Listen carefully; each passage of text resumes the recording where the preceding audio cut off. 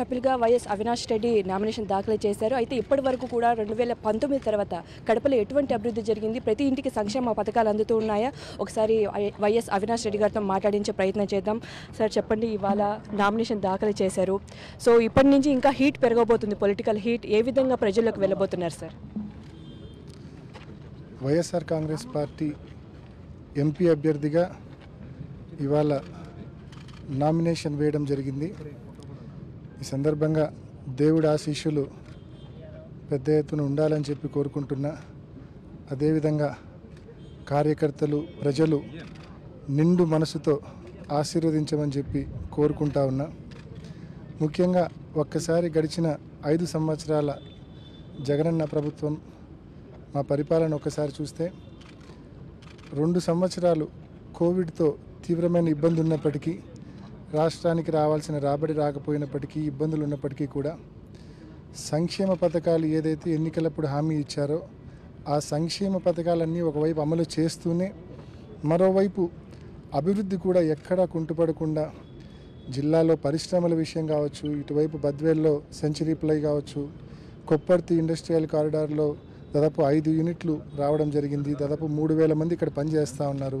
జగన్మోహన్ రెడ్డి గారి డ్రీమ్ ఇక్కడ 1,00,000 మంది పనిచేసే విధంగా తీసుకెళ్లాలని చెప్పి కొప్పర్తి కారిడార్ను, ఆదిత్య బిర్లా, అపాచీ వంటి యూనిట్స్ అయితేనేమి, మెడికల్ కాలేజ్ అయితేనేమి, కడపలో ముఖ్యంగా కడప నగర అభివృద్ధి విషయంలో అయితేనేమి, రోడ్ వైడనింగ్స్, డ్రైన్స్, మరి రిమ్స్లో ఇప్పుడు super speciality hospital, psychiatric unit, I institutes, cancer institute, ఇట్లా ఈ రకంగా పరిశ్రమల పరంగా కావచ్చు, సాగునీటి పరంగా కావచ్చు, అదేవిధంగా అన్ని రకాలుగా కూడా జిల్లాను మరి సంక్షేమ పథకాలు ఎంత టెన్షన్గా సంక్షేమ పథకాలు ప్రజలకు అందించారో అంతే బాగా అభివృద్ధి కూడా మరి కోవిడ్తో ఇబ్బంది పడినప్పటికీ కూడా అభివృద్ధి చేసి చూపించారు లాస్ట్ 3 ఇయర్స్. ఇప్పుడు మహానేత ప్రవేశపెట్టిన ఏదైతే రిజర్వేషన్స్ ఉన్నాయో 4% కూడా ఈ ఎన్డీఏ ప్రభుత్వం ఏదైతే కూటమి ఉందో ఒక్కసారి మేము అధికారంలోకి వస్తే ఆ 4% రిజర్వేషన్స్ కూడా తీసేస్తామని కూడా చెప్తూ ఉన్నారు. వైఎస్ఆర్సీపీ ప్రభుత్వం వస్తేనే ఈ 4% రిజర్వేషన్ నిలబడుతుందని కూడా ఇక్కడ ప్రజలు చెప్తూ ఉన్నారు. మరి ఒకవేళ ఎటువంటి సిచ్యువేషన్ ఉండే అవకాశం ఉంది సార్? అయితే ఇవాళ ప్రతి కామన్ మ్యాన్కు ఒకటైతే స్పష్టత ఉంది. YSR Congress party is a secular party. ప్రతి ఒక్కరూ, ప్రతి హిందూ కావచ్చు, ముస్లిం కావచ్చు, క్రైస్తవుడు కావచ్చు, ఇది నా పార్టీ అని గర్వంగా చెప్పుకోగలిగిన పార్టీ వైఎస్ఆర్ కాంగ్రెస్ పార్టీ. అందరి ఇంట్రెస్ట్స్ ప్రొటెక్ట్ చేసే పార్టీ వైఎస్ఆర్ కాంగ్రెస్ పార్టీ. ఎట్టి పరిస్థితుల్లో ముస్లిం సోదరులకు, ముస్లిం కమ్యూనిటీకి ఏదైతే రాజశేఖర రెడ్డి గారు ఆ రోజు 4% రిజర్వేషన్ ఇచ్చారో దాన్ని ప్రొటెక్ట్ చేసే విషయంలో, దాన్ని కాపాడే విషయంలో, దాన్ని కంటిన్యూ చేసే విషయంలో అంతకు 2 అడుగులు జగన్మోహన్ రెడ్డి గారు ముందుకు అడుగులేస్తారు. ఇప్పుడు ఒక కూటమి కాకుండా కాంగ్రెస్ పార్టీ కూడా ఇప్పుడు ఎంపీగా షర్మిల గారు పోటీ చేస్తూ ఉన్నారు. సో ఇది ఏమన్నా ఇంపాక్ట్ పడే అవకాశం ఉంది అనుకుంటున్నారా మరి ఇక్కడ కడప పార్లమెంటు సభ్యత్వానికి? మేము చేసిన మంచి గడిచిన 5 సంవత్సరాలుగా మేము చేసిన మంచి తప్పకుండా ప్రజలు చూశారు. అభివృద్ధి కావచ్చు, సంక్షేమ పథకాలు కావచ్చు, మరి ఏదైనా వస్తే స్పందించే తీరు కావచ్చు, మరి తప్పకుండా దాన్ని బట్టి ప్రజలు మమ్మల్ని ఆశీర్వదిస్తారన్న పూర్తి నమ్మకం మాకుంది. ఇప్పుడు చాలామంది వస్తుంటారండి, అంటే ఎన్నికలప్పుడు వస్తారు, ఎన్నికలు అయిపోయినాక మళ్ళా తెలియని పరిస్థితి ఉంటుంది. కాబట్టి తప్పకుండా ప్రజలకు తెలుసు, they will always be vocal for local. Sir ఇప్పుడు జగన్మోహన్ రెడ్డి గారు కూడా ఆయన చేసిన పనులు చెప్తున్నారు, ఆయన చేయనివి కూడా చాలా చేశారు, చెప్పనివి కూడా చాలా చేశారు. కానీ ఇక్కడ టీడీపీ కానీ, జనసేన కానీ, బీజేపీ కానీ, కాంగ్రెస్ పార్టీ కానీ వారు చేసేది చెప్పకుండా ఎక్కువగా వైఎస్ఆర్సీపీ మీదే, వైఎస్ఆర్ జగన్మోహన్ రెడ్డిని కానీ అలాగే కడపకు వస్తే మీ పైన బురద జల్లే ప్రయత్నం అయితే చేస్తూ ఉన్నారు. దీనికి ఎలాంటి రియాక్షన్ మీరు ఇస్తారు సార్? బేసికల్గా వీళ్ళకు క్రెడిబిలిటీ లేదండి. 2014లో ఇదే కూటమి, టీడీపీ, బీజేపీ, జనసేన ఇదే కూటమి 2014లో కలిసి పోటీ చేశారు. ఎన్నికలప్పుడు హామీలు ఇచ్చారు, రైతు రుణమాఫీ పూర్తిగా చేస్తామని, డ్వాక్రా రుణమాఫీ పూర్తిగా చేస్తామని, బ్యాంకులో బంగారు ఇంటికి రావాలంటే బాబు ముఖ్యమంత్రి కావాలని, ఇంటింటికి ఉద్యోగమని ఇష్టం వచ్చినట్లు హామీలు ఇచ్చారు. మరి ఆ కూటమి అధికారంలోకి వచ్చినాక 2014లో ఒక్క హామీ అమలు చేయలేదు. కాబట్టి ప్రజలకు ఇవన్నీ బాగా గుర్తుండాయి.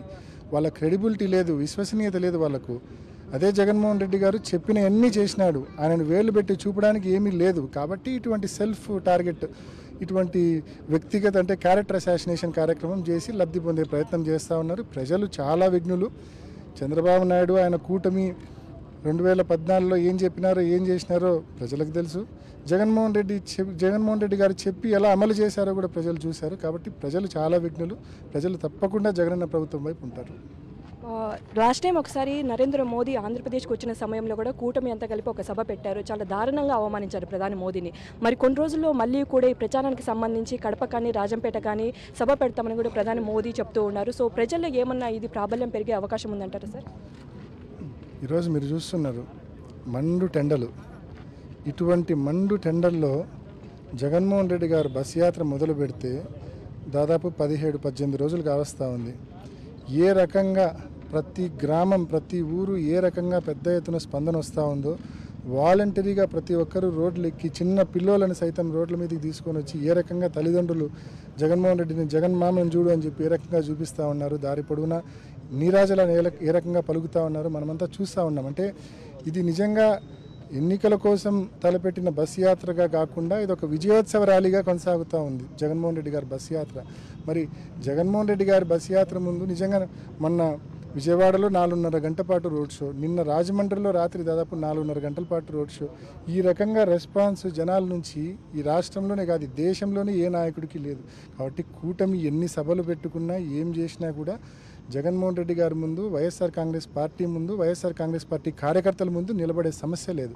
ఫైనల్గా కడప ప్రజలకు ఏం చెప్తారు సార్? సిన్సియర్గా మీకోసం మరి గడిచిన 5 ఏళ్ళు పనిచేశాం. మరొక్కసారి అవకాశం ఇవ్వండి. గడిచిన 5 ఏళ్లలో పార్లమెంట్లో అనేక ప్రజా సమస్యలపైన లేవనెత్తాం.